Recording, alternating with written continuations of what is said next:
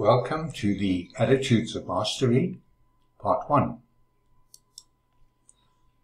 This course is premised on the notion that thoughts and emotions are energy, directed by our values and standards and attitudes, and determine the frequency of the timeline within which we will experience our reality in our hologram.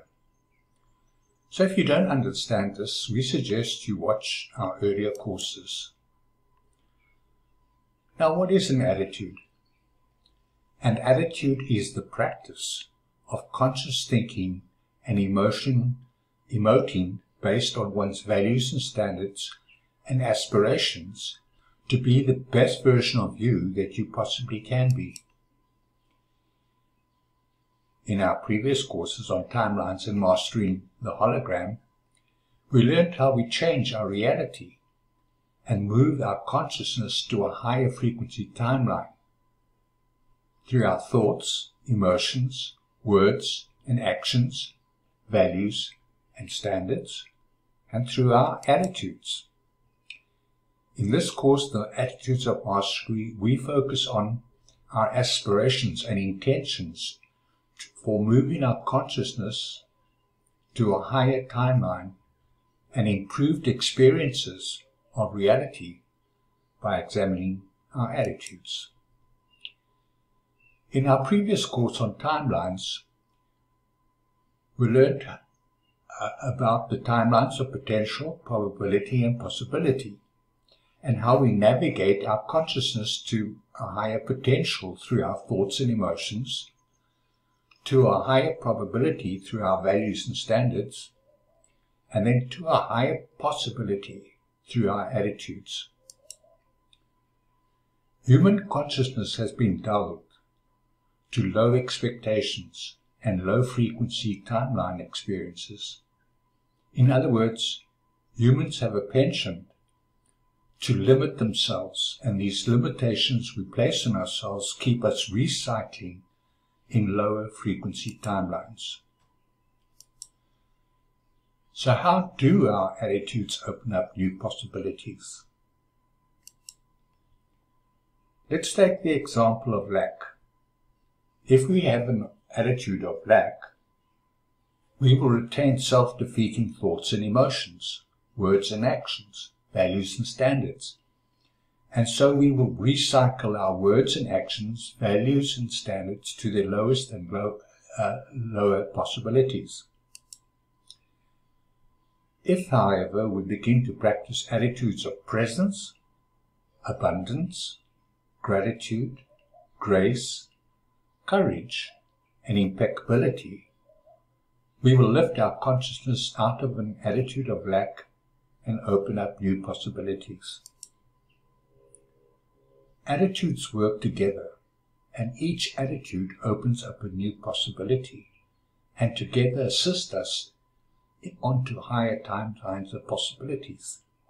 So we have to learn to use them, not one or two, but all of them together. And all of them together opens up new possibilities. So let's jump into what these attitudes of mastery are that will assist us in mastering the hologram and lift the frequency of our experiences onto higher timelines of possibility.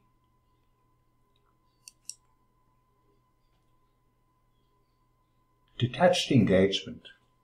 The first and most important attitude to master is detached engagement. Detached engagement is a cognitive recognition that we are primarily souls. This is very important to understand, as the exterior world would have us believe that we are a doing body. We are not doing bodies, we are being souls. When souls reach their higher potential, doing becomes effortless. But if we are primarily being becomes almost impossible. It requires a consciousness shift and is very difficult to master, as it goes to the heart of everything, how we identify ourselves, what our purpose here is, and what our values are. We live in a complex world, where control is mostly out of our hands. We can, however, take control of ourselves and be responsible for our thoughts, feelings, words and actions, and through that we become reality generators, creating our own reality. We have that choice. We think and feel, we speak and do. We create our own reality. So we engage. We do what we do in everybody's best interest. So we think. Detachment is not easy to master because we have been trained to attach to outcomes. We work for an outcome, a payment. We like the little gold stars, medals or payments we receive for our efforts.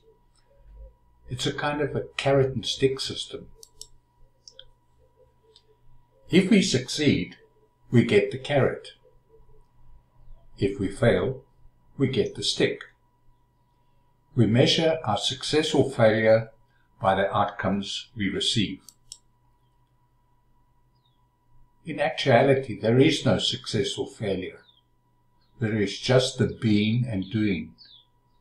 Why do we only measure outcomes based solely on doing, so that the importance of being is lost?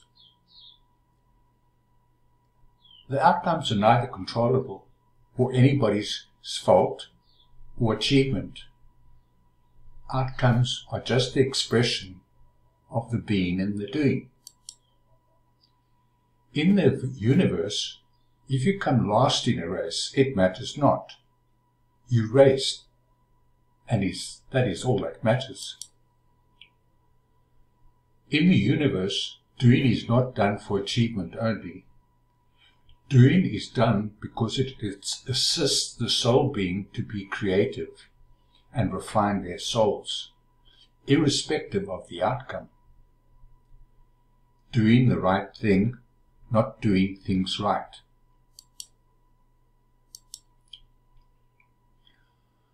Life is not a contest. We be, we do, and then express our gratitude for the opportunity to do and for being, and then we detach from the outcomes. If we be and do responsibly, we are not able to determine or control the outcome. We can only control what we be and do. It is in our effort to be and do that matters.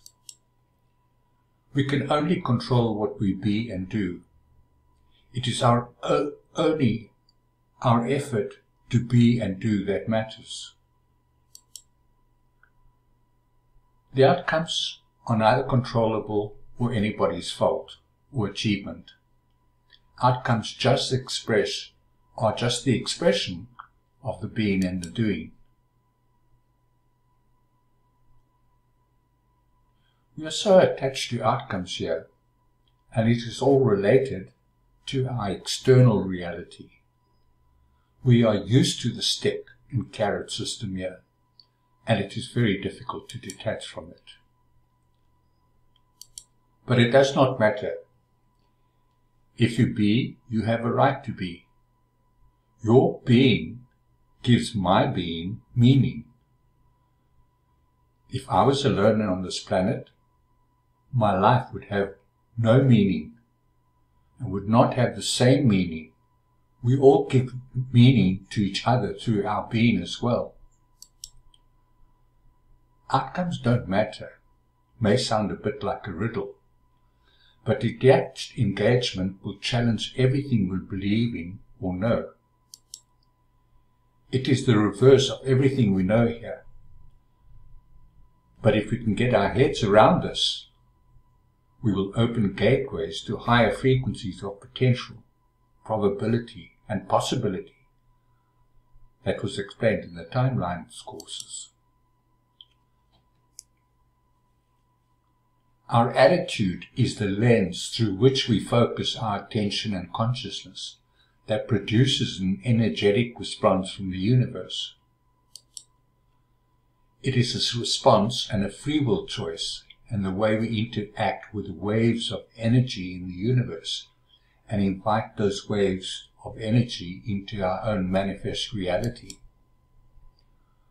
What this means can be expressed by the term that is commonly used here. What you focus on manifests. It's a little like going to the movies. Do we want to see a comedy or a tragedy? Do we want to see a horror movie or a romance? Do we want to see a depiction of fantasy or reality?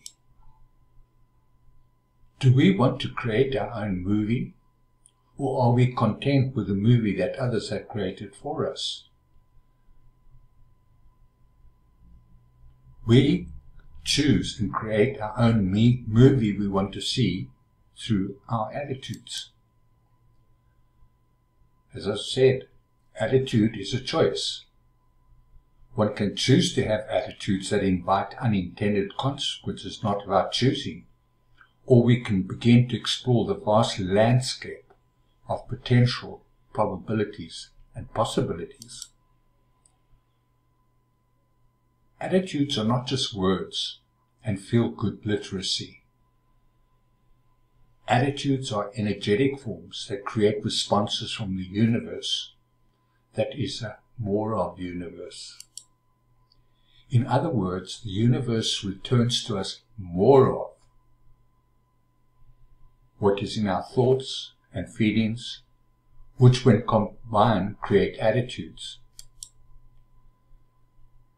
Let me plainly illustrate this to you. For instance, if someone justifiably or unjustifiably criticizes you or someone you love, how do you focus your attention and consciousness? You might think and feel they are idiots and don't know what they are talking about. You might focus your attention and consciousness in a different way. That is where the attitude of detached engagement can assist us. We detach from their criticism. We don't have to own it. We can ask ourselves, does this person deserve or want a response? And we can say, I respect your right to have your own views, but I'm not attached to them. They are your views, and I respect your right to have them. But I also respect my right to have my own views. I hope this illustrates how we can change the focus of attention through our attitudes, from being mindless, insensitive, and downright rude and unloving, to implementing and having attitudes that will work for us and not against us. Attitudes are energy forms. Will return to us far more than we can imagine. Having right attitudes can transform what we experience on a day-to-day basis. It is all a matter of choice, of what we choose for ourselves to experience. I have sometimes had the response from some people who say, but this is not me. I'm just not like that. Is this true, or is it just a choice they are making about who they choose to be? As I said, attitude is a choice. Free will beings take a hard look in the mirror of their thoughts, feelings, words, and actions. and choose to have right attitudes that support them instead of bringing them down. To summarize then, detached engagement is choosing not to live according to others' expectations and not falling into a manipulative trap and be caught up in a web of others' views.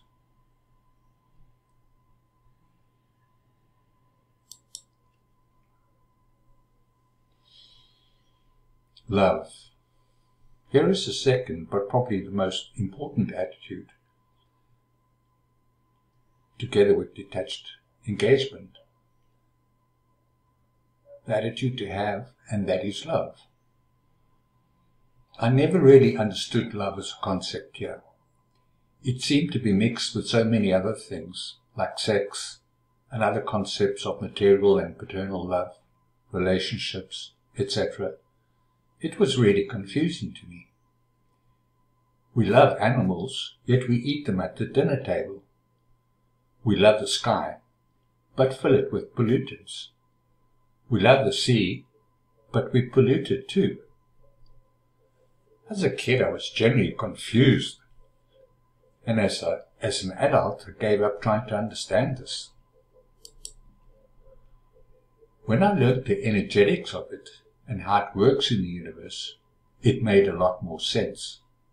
So I will tell you about what I learned, and you can draw your own conclusions. I still don't really fully understand it, but learning what it is and what it does has assisted my confused mind to get my head around it. There is a primary force in the universe from which all creativity emerges.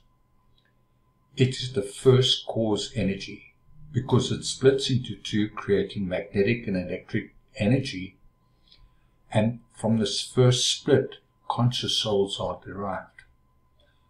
The split energies of electric and magnetic waves create opposite polarity particles, from which manifest physical reality is created, as I explained in the mechanics of creation. This energy goes out and then returns to create more of itself, and so we live in a more of universe. It does this constantly and splits each time and begins to expand each time and creates more of itself. The purpose of this energy is to create more of itself.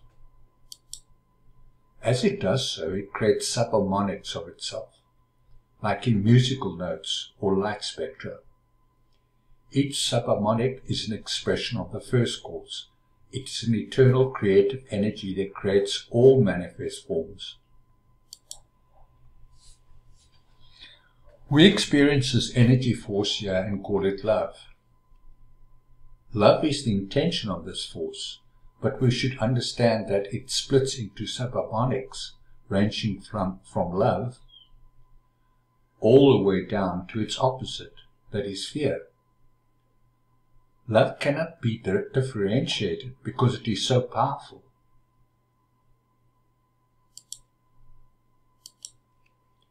Love is everything.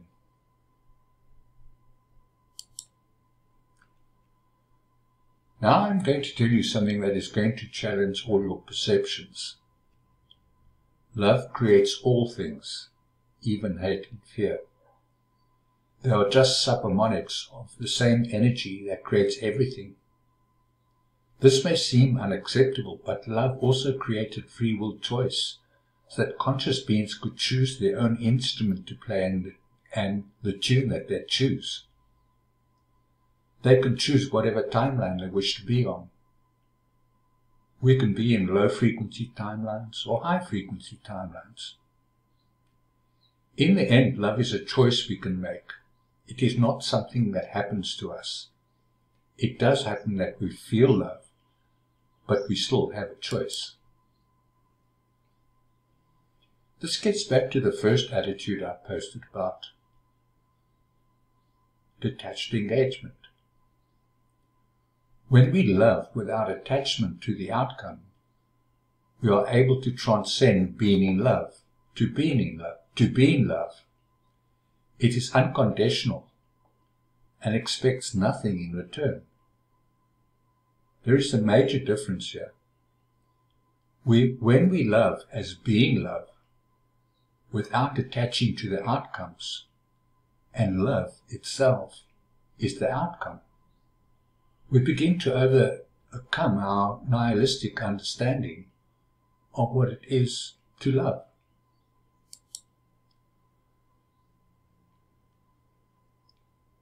When we love without conditions, expectations, or reasons, we connect to the first cause energy of the universe that gives us more of what we think, feel, and do. Love should not be what we do. It should be who we are. And if we love responsibly, we can connect to the first cause energy and create our own symphony and expression of who we are. The second attitude we should try to master is being love, not doing love. The third attitude we should develop, and there is no hierarchy to attitudes as they all work together, is oneness or sameness. Again, this makes no sense philosophically or psychologically, so I can only express it from an energetic viewpoint. All of manifestation is an expression of the one thing, called individuated expression.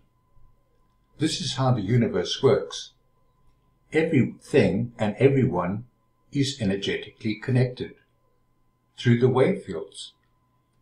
And I have told you what they are and how they work. We are all fractals of one thing, like different facets of the same diamond.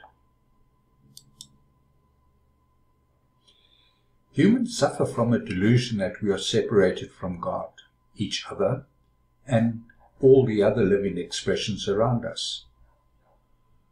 We see ourselves as individuals with our own opinions and identity, separate and apart from each other, instead of being a part of each other.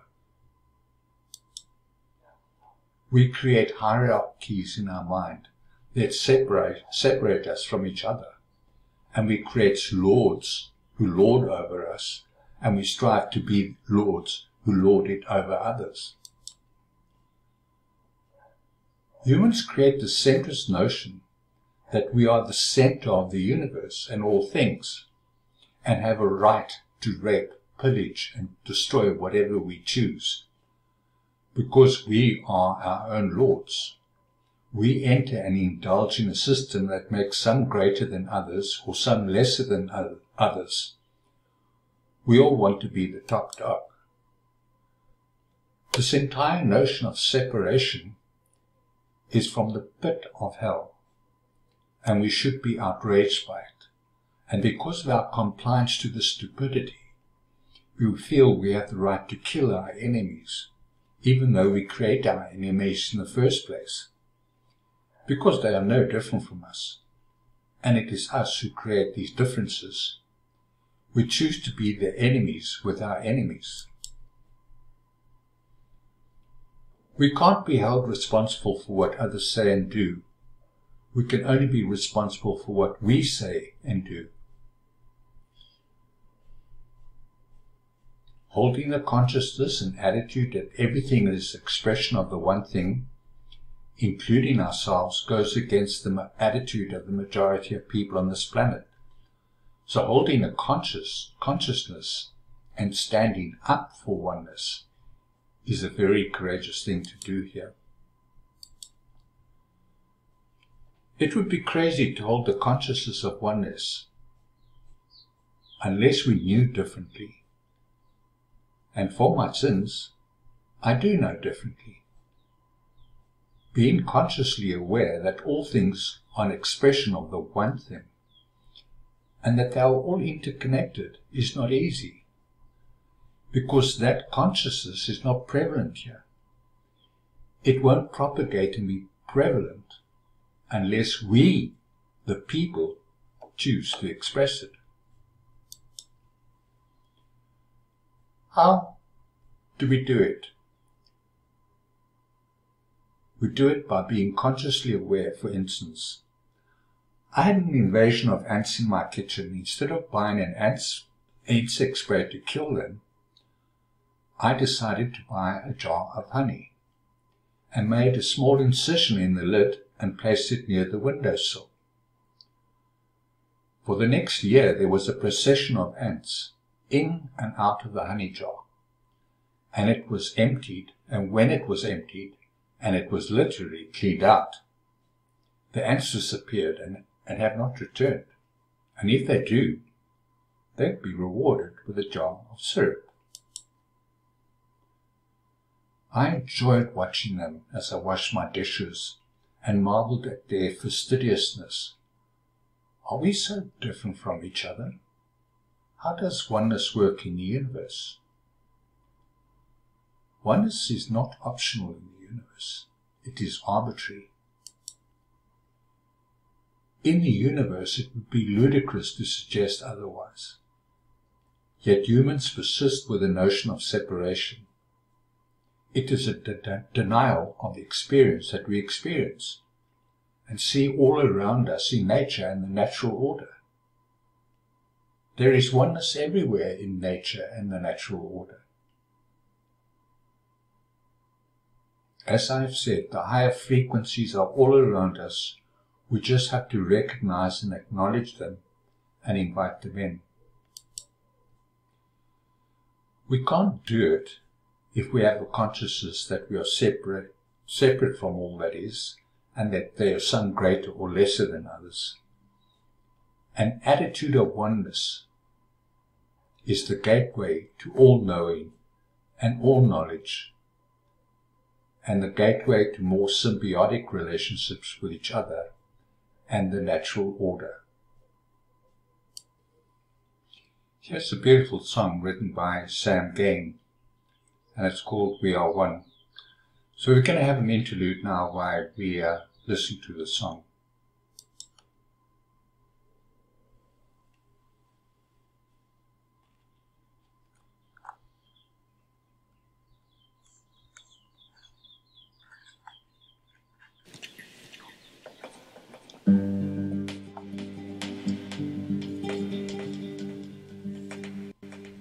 My sister, my brother, there is no other way.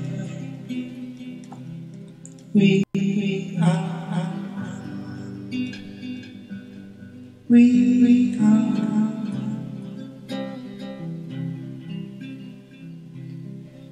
no country, no language, no inherited baggage can separate us from what we are.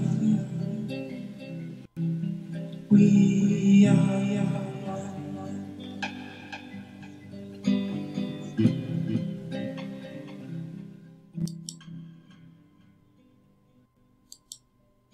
we share love that says we love ourselves just the way that we are.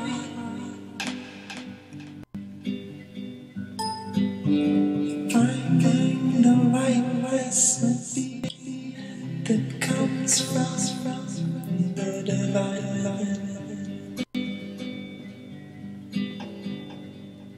In the crystal cave of my mind, I shine light on my mind. Come to the truth of my inner voice.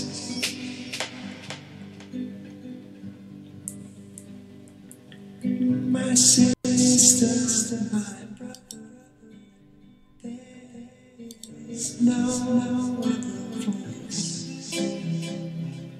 We are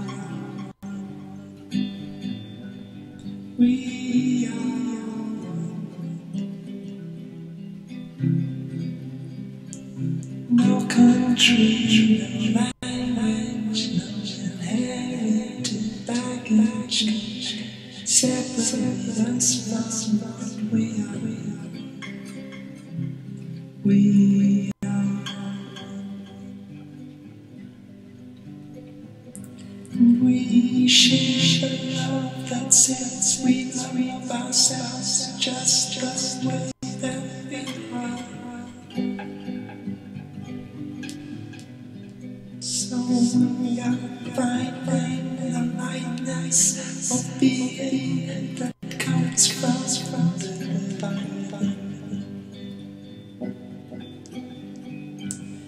In the crystal cave of our heart, we shine light on our love. Come to the truth of our inner voice.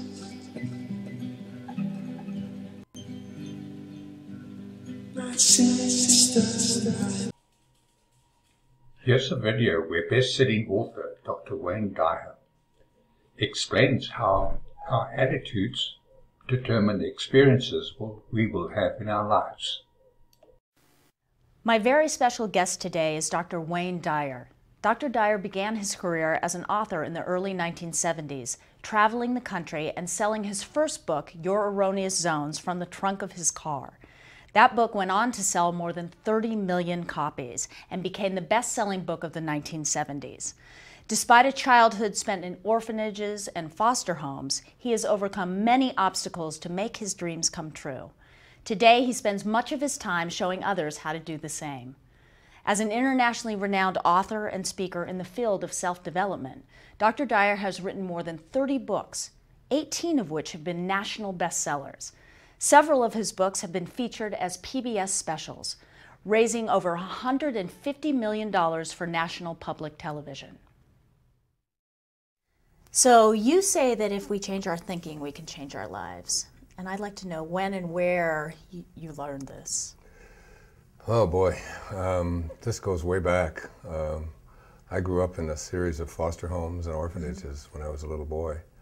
And I learned right then and there. I used to call myself the richest kid in the orphanage, because most of the people in there, all of the kids that were in there, thought of themselves as poor. Right. That you can't have money because, and they would complain about things. I can remember in the home that we lived in Mount Clemens, Michigan, there was a lady brought her daughter there. Now, I wasn't there because I had been abandoned or anything. I was there because my father had walked out on his family, and my mother had to place us in there. I reunited with my mother 10 years later, and I'm still united with her. She's almost 94 years old, really? And I love her very dearly. Oh. But in those days, there was no welfare, and there was nobody to help other than the churches or people who just volunteered. So we were placed in a series of homes. But I remember whenever a new kid would come in, and they were usually there for the same reasons. You know, my mother had no money. She was making $17 a week, working as a candy girl at Kresge's on the east side of Detroit. So, with 3 children, and my father had just walked out. He was an alcoholic and just a bad dude. So I can remember this lady bringing in a little girl. Her name was Martha. And I remember they would always say when there was a new kid, she was crying. She was upset because her mother held her there, and she had to leave her there, and so on. And I can remember saying to her, "This is a great place. You're going to love this place. There's no parents here. You know, you're going to have a wonderful time here." And so I was always the one that someone would call and say, just see Wayne, because he always has a positive attitude. And my attitude always was, this is what we've got, this is what we have. And when I would look around and see all of the other people not having any money, I was the one who said, I found out that soda pop bottles were worth 2 cents. And for me, 2 cents, that was just amazing. So I would just follow people around who were drinking a soda pop. So you almost through with that? And I'll take it off your hands. And so you always saw the opportunity. And I always knew that it was just the way you think. I can remember our teacher that year, her name was Mrs. Poole, and I can remember her yelling at the class and saying, "This is the worst class that I've ever had. I can't, this class." And I remember being out on the playground, and the little kids all upset, and especially many of the girls were crying. We're in her worst class. And I just said, if this is her worst class, she's got an easy life. It was like, just change it. You don't have to believe what she says. Change the way you think, and you can decide to be happy right now. And you were how old at this time? I was 7. Wow. 6, 7 years old. You knew that this, Yeah. wow. It's something that I've always known, that we Yeah. become what we think about. And if you change the way you think about things, you change the world that you live in. Yeah. So how can we use affirmations to get unstuck and become more positive? How do we use them? Well, affirmations are, if you were to walk into my home over on Maui, and walk... Oh, and I'd like to. You're very welcome. Thank you. And you walked and looked around at all the different... I have affirmations everywhere. I have them over my bed. I have them where I shave. I have one at my door that as I walk out, it says, attitude is everything, so pick a good one.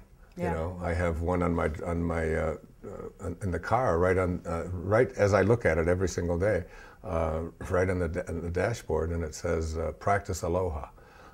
So that if somebody's honking their horn or whatever it is, and it's like, I look at that every time I'm in the car, and it's a reminder to me, be kind, you know, don't be so frustrated. Because aloha is kind of a welcoming, loving sort of, it's an all-consuming, I knew that when I went there. Did you live there in Hawaii? No, I didn't live there, but every time I visited, and I have friends that live there, and they always say aloha, and it's a deeper meaning than just hello. It's a greeting, and it's a hello, it's a goodbye, but it really just means, you know, practice being in the spirit. The spirit of God, being here, being, you know, allowing, and so you'll see them all over.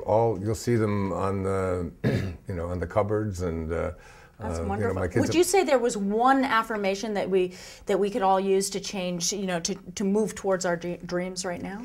I don't know that there's one. I mean, the one that I use is that, you know, I can attract anything I want into my life. You know, I am in charge of my life. I can create health and happiness and being positive.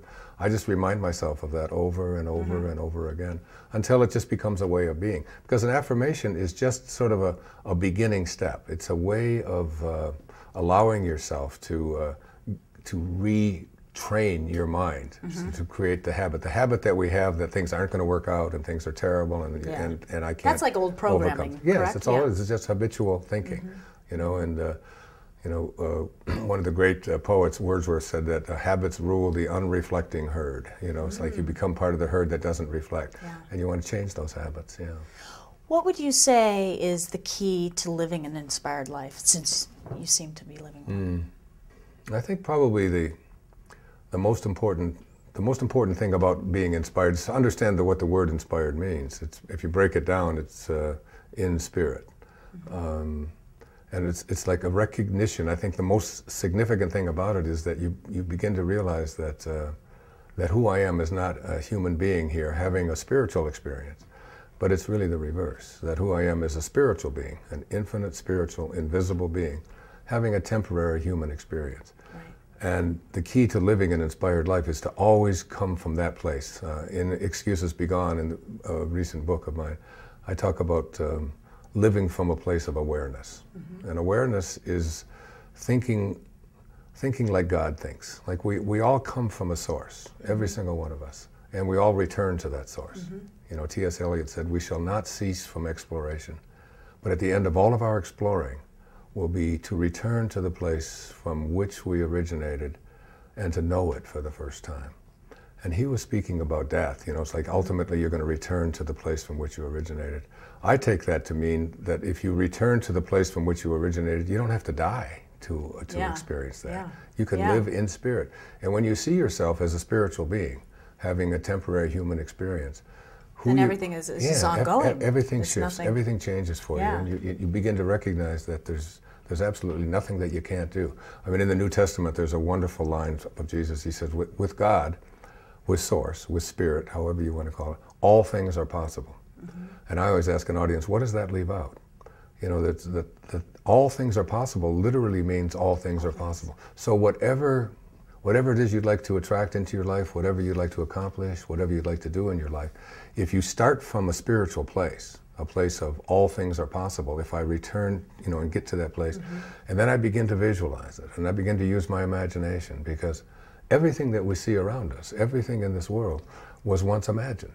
Everything. You know, that camera that is there, the clothes that you're wearing, the chairs that we're sitting on, everything once had to be imagined. If you get that, I mean, Einstein's famous observation was that, you know, imagination is more important than knowledge.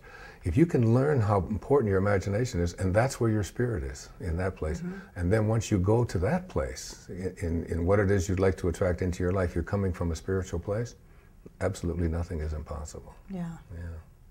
How would you define spirituality?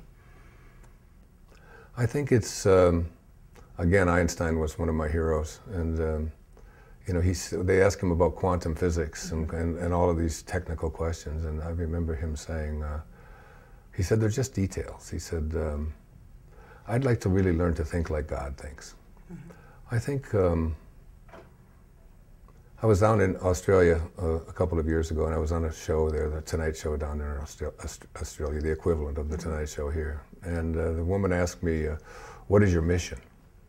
And I just blurted out, to live a God-realized life. And she asked me what that meant. And I said, I think that means to learn to think like God thinks. Like, how does the source of all things, if you could put it into a context of how does it think? How does God think? The only thing that God thinks, it seems to me, is like if these were the hands of God, you'd say, well, what does God do with his hands? Well, the only thing he does with his hands is that he gives. And spirituality is that. It's taking your attention off of yourself. Like the first 9 months that you were alive, you know, inside your mother's womb, there was absolutely nothing for you to do. You know, you just let go and you let God, which is what we say in the recovery movement. You just let go and you just allow.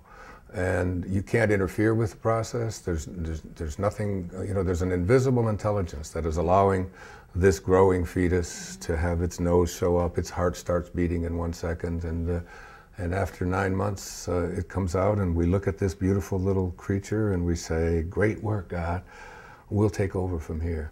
And in the taking over process, we create what we call a false self. Yeah. And the false self is the ego. That's when separation occurs, right? Absolutely. That's when we separate from source. Right. Right. And then with that separation, we call it edging God out, E-G-O, the ego. That's the ego. And we take on this false self, and we start to believe that who I am is not this divine perfection from which I originated, but who I am is what I do, and what I have, and what I accomplish, and what other people think of me, and who I am is separate from everybody else, and even most egregiously, who I am is separate from God. Yeah. We begin to believe all these things, and that's the opposite of, you asked me about spirituality. It's to go back to the place from which you originated and to live from that, which means it's about serving. Yeah. It's about offering. Lao Tzu spoke about this in the Tao Te Ching. He said your original nature is based on 4 cardinal virtues. And the cardinal virtues, if you can live them, this is who you are as a being. Reverence for all of life, just finding love in all things, the planet, the plants, the human beings, the animals, everything. You have reverence for all of it. You kill nothing. You know, a natural kind of sincerity, which means a sense of honesty about not just not stealing, but about who you are as a human being. And a sense of kindness, you know, just being kind to each other and to everyone and everything. And also service. Those are the 4 cardinal virtues. Reverence for all of life, honesty, kindness, service. That's a spiritual life. And that's what a God-realized life is. It's how I try to live my life. That's wonderful. Getting rid of this ego. Yeah. It's a tough master. It's a tough one. It's a very tough master. I mean, the ultimate, even in relationships, Mariel, I mean, one of the hardest things we have to do in relationships is to try to love like God loves. You know, I quote in the film, I quote Hafiz, the great Persian poet. He said, even after all this time, the sun never says to the earth, you owe me. He said, just think what a love like that can do. It lights up the whole world. Without any expectation. That's spirituality. It's like just, you know, living your life from a place of giving and offering without any and expectation, serving. And in our relationships, particularly our love relationships with each other, you know, to be able to love someone who doesn't love you back, you know, to be able to love someone who abandons you, someone who walks out on you, to be able to love a person who criticizes you or who just doesn't want anything to do with you, but that you love. You know, that's the ultimate test, and it's one of the tests that, you know, the ultimate love. I don't know if you have any children or not, but I do. You know, so the ultimate love is generally a mother's love for her child. Yeah.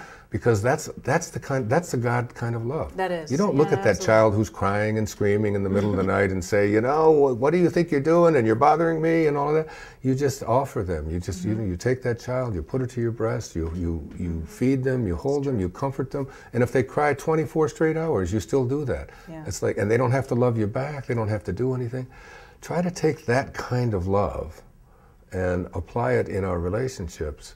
That's when we push the ego out, because the ego always wants to own something.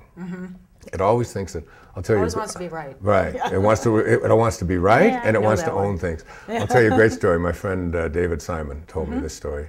You know who Deepak Chopra is, I'm sure, a dear friend of mine. And his son Gautam was in New Delhi. And he went into and he was given an example of this at the Chopra Center, when I was sitting in on the audience. And Gautam went into the movie theater in Delhi, put his hat on a chair, and went in to get some popcorn. He went, got his popcorn, came back, and somebody was sitting in his chair. And he said to the gentleman who was sitting in his chair, he said, "Excuse me, but that's my chair." And the gentleman said to him, he said, "Well, how do you know it's your chair?" He said, "Well, I put my hat on it." He said, "That's how I know it's my chair." And the man said, "So according to your logic and way of thinking, if I put my hat on your car, it's mine?" And I thought, that's what the ego does, isn't it? It's what the ego wants to own everything, including each other. You know, it's like if I'm in a relationship with you and I love you, that means, you know, we place conditions on it. You're responsible. And if you decide to love someone else, then I can't love you anymore. Or if you walk out on me, or if you criticize me, or if you leave me, being able to love someone even if they do that, you know. Anthony DeMello used to talk about that in like loving without attachment. You know, the ego is such a hard master. It just it has all of these demands. And I mean, he used to say that the great test to be able to love someone is to say, "I leave you free to be yourself, to think your thoughts, to indulge your tastes, to do exactly as you please, and I will still love you." Hardly anyone can pass that test, but God can. Would you say you've overcome your ego? No, I wouldn't. I wouldn't say that at all. If I said yes, I would be lying. I think it's a journey every day. You do better. You know, it's the taming of it. It's really the taming of it. It isn't nearly. It's a balance. Yeah, I think that true nobility really isn't about being better than anyone else. No. It's about being better than you're used to be. Right. And you know, I mean, I've been through divorce twice. I've been through addictions. I've been through a lot of heartaches, a lot of struggles in my life, living in orphanages and foster homes and so on. All of those things have been just, you know, great teachers for me. But the toughest one for me is still the ability to love those who don't respond to me the way I think that they should respond to me. Not so much in an audience, and not so much with the people that I run into. No, but you're into, you know, you're close people. No, I know, it's very difficult. Even with my own children, and I have 8 beautiful, wonderful children. But that's what awareness is. That's what being present is about. It's about staying, and it's like, okay, I'm not perfect, but I can try in this moment to accept that I don't get things the way that I want them. And to recognize that it's your ego talking. Because it's not you. It's not really your pure you when you're talking about the child. And there was a great teacher from India. His name was Vivekananda. I know. Do you know who he was? I know his work, And he came over, he came in the early part of the last century, 1905, 1910. He traveled all over, you know, brilliant speaker. When you hear his stuff, I mean, his devotees used to ask him, "How do we do this? How do we tame this ego? How do we, you know, do we push it out? Do we destroy it?" And his answer was so beautiful. He said, in the springtime, go out and observe the blossoms on the fruit trees. He said, the blossoms vanish of themselves as the fruit grows. So too will the lower self, the ego, the false self, so too will the lower self vanish as the divine grows within you. And that's what it is for me. I'm 69 years old, and it's like every day I try to let the divine grow within me just a little more. Just, you know, practicing aloha, whatever you want to call it. I was staying in a hotel in Los Angeles the other day. I was up taping this with the Bonnie Hunt show, and I was on the 5th floor, and there was a woman who comes into the room. She's been on the 5th floor for 12 years. She's a maid, and she cleans our toilets. And she keeps our, our living room nice, and she's, she cleans up dirty sheets that have stains on them. She's, I mean, this is an angel who comes into your house. And I was there with my daughter Serena. We had just done the show, and I started talking to her, and I just reached into my pocket and I took a $100 bill and I put it in her hand.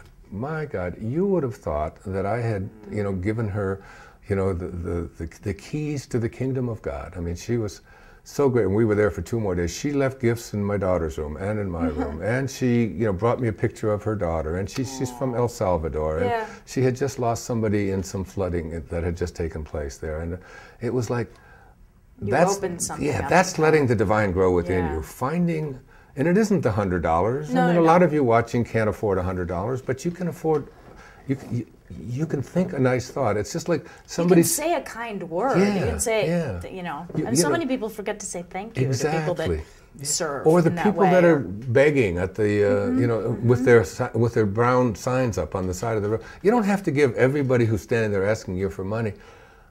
But you also don't have to criticize them. You don't have to find fault with them. And you don't know what the story is. Yeah, we all think we know. Yeah, you can give a silent blessing. I can remember, I used to do that. I remember one time thinking, who is this guy? He's healthy, he's strong. What is he doing standing up there? I work, why isn't he working? And then when I got up a little closer, I saw that he only had one leg. And I thought, he only has one leg. And I pulled the car over and I got him in and I took him and got him something to eat and gave him a little money and all that. But there was a time, he's like, not that instant judgment.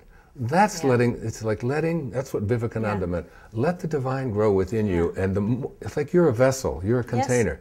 And the more divinity that you allow into you, the more of those 4 cardinal virtues that I spoke about that you begin to practice, it pushes out the rest of the stuff, because there's no room in there for the ego and for all the false self, and look at me, and look how wonderful I am, and look at all my stuff, look at all my accomplishments, look how wonderful I am, and look how angry I am. So if you practice those virtues, it pushes it out, and you become Christ-like, you become Buddha-like, you begin to live a life of a higher spiritual consciousness. You live at city consciousness, where you're constantly giving and offering and serving. And the irony of all of this is that when you begin to do this and do it more and more and more in your life, the stuff that you used to chase after and you used to try to get into, means nothing to you anymore. But more of it comes into your life. It just keeps showing up. But you don't care. And then you just circulate. Then you just give it away. You just give it away. So it's beautiful. Yeah. What would you say to somebody who didn't consider themselves spiritual? I would say that try to wiggle your finger. Just take your finger and ask yourself, how do I wiggle this finger? And then you do this, and you say, wow, what is that? And you say, well, I can go inside your brain, and I can find the command center inside of your brain if I look in there, and they can do that, and that allows you to do this. But no one can find the commander in the command center that says, I think I'm going to wiggle my finger. Right. And that's your spirit.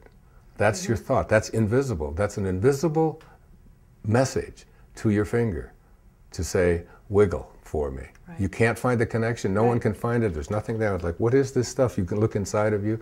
Right. That invisibleness that allows you to do those kinds of things is that's your spirit. That's the invisible part of you, and that's what organizes everything in your life. The inner you. Yeah. So in your film, The Shift, you explore the journey of making the shift from being motivated by ambition to seeking an abundant life of meaning and purpose. So what is the best way to begin this process?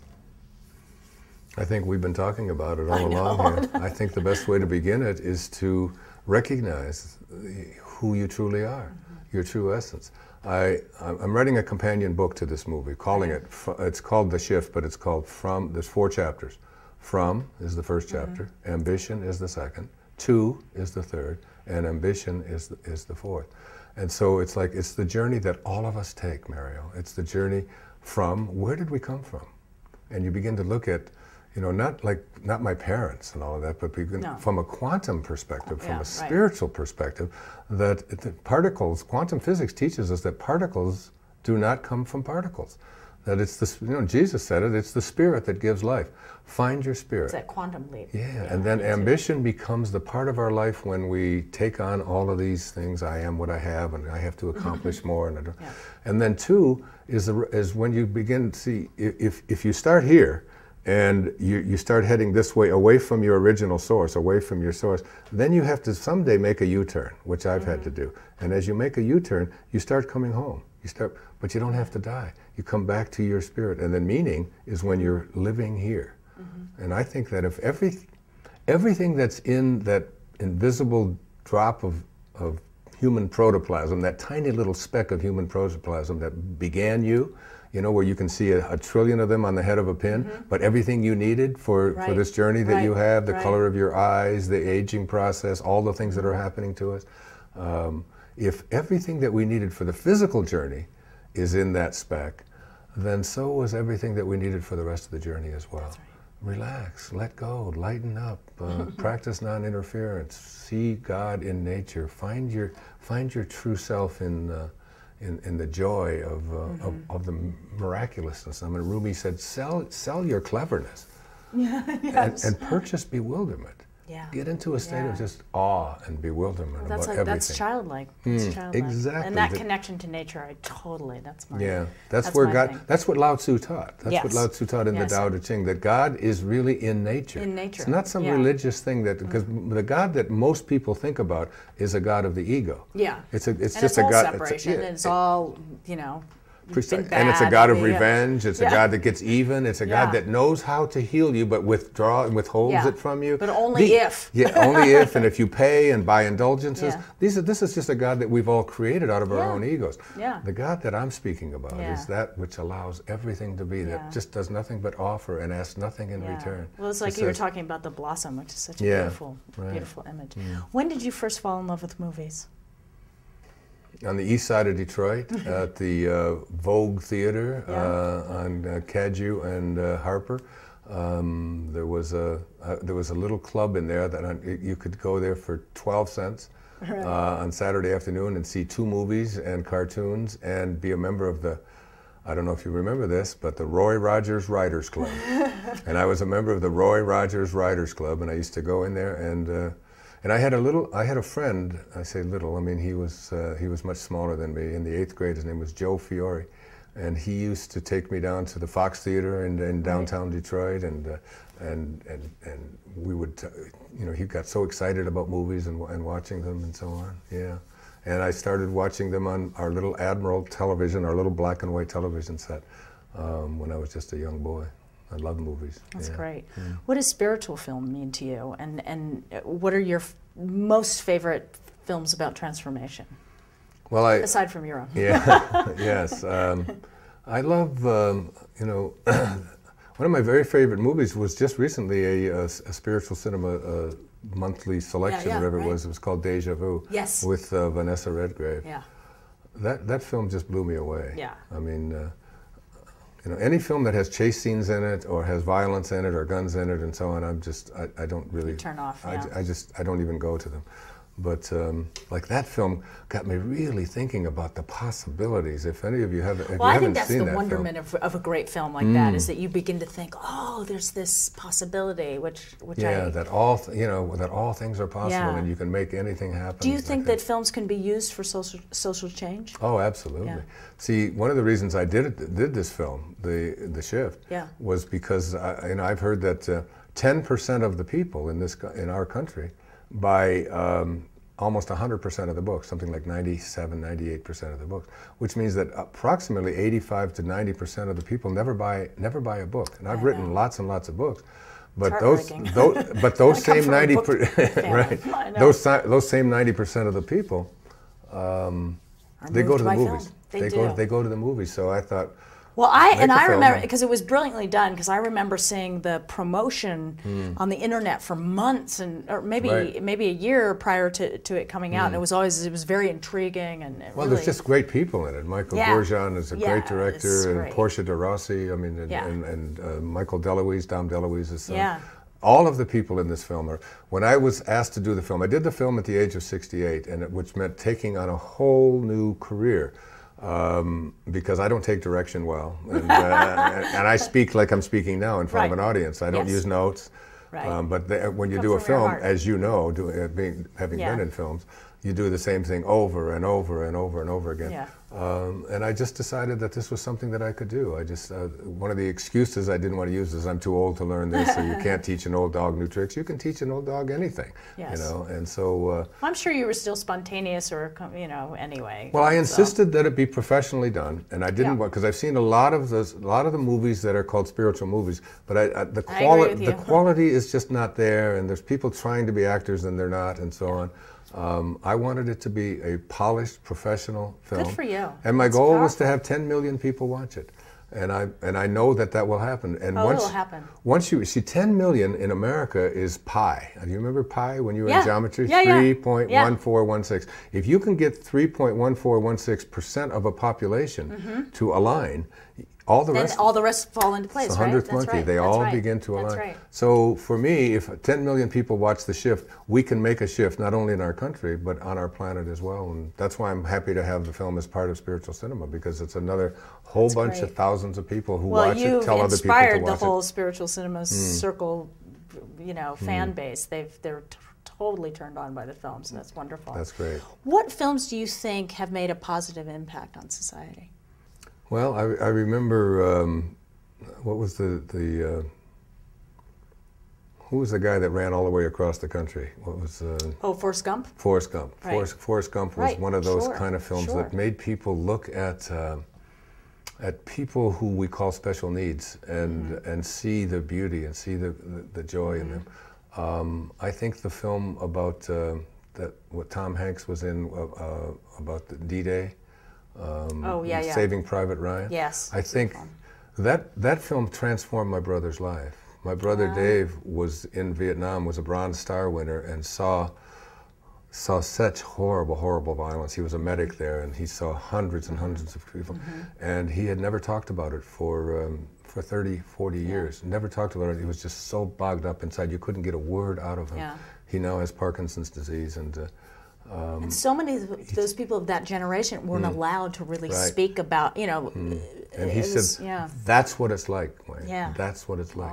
I think the film Ghost was one of those films that really, you know, deeply and profoundly touched me in terms of looking at when it opened that guidance window, from the other side, guidance from the other side, those kinds of things, and lots more as well. Yeah.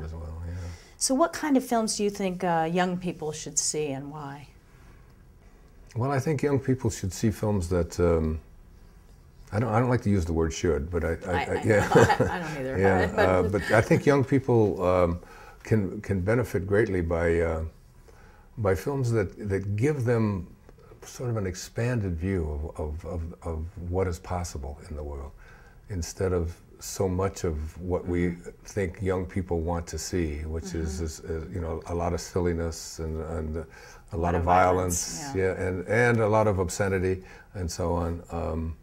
And also empty, you know, these empty films. It's like there's so much big something happening, but there's not, you know, you look under the surface and there's nothing going on. I get letters from people who've seen The Shift, and they said they've just had it on in their home, and their teenagers will come in and they'll say, "What are you watching?" And all this is on, and then before you know it, they're hooked. Yeah, they're hooked, and they're watching it. They're telling other people about it as well.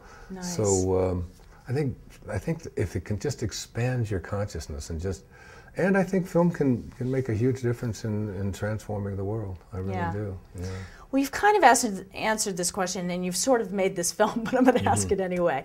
If time, money, or talent were an obstacle, what kind of movie would you like to make? If you got to do it again, and you had everything at your disposal. Now, having made a film, you know the opportunity that is. There were no obstacles. The money wasn't an obstacle, and time wasn't, and kind of everything thought else. That you were gonna say We just did what we wanted to do. That's wonderful. And I think this film, and maybe perhaps a follow-up to it, maybe following the characters or something, is. I would just like to make a film that can make the shift, because we've got to make the shift. Well, this has been just delightful. I could speak to you forever, but I think we've run out of time. Thank you. Thank you so much. I was such an admirer of your grandfather. Oh, by the thank way. you. Such an admirer. Why I say thank you? Because I'm responsible. Yeah. Well, I remember reading Islands in the Stream. Yeah. And a lot of people, you know, one of the lines that he had in there, a man had just been, he just found out that his son had been killed in the war in Spain, and he that night was out dancing. And someone said to him, "How can you be dancing when you've just found out that news?" And I've never forgotten this. He said, "I decided that sooner or later I would have to get over this or it would kill me." And he said, "I just picked sooner." And I learned that from your grandfather. Yeah, pick sooner. Pick sooner. Yeah, pick sooner. Yeah. Thank you. God bless you. Yeah, you too.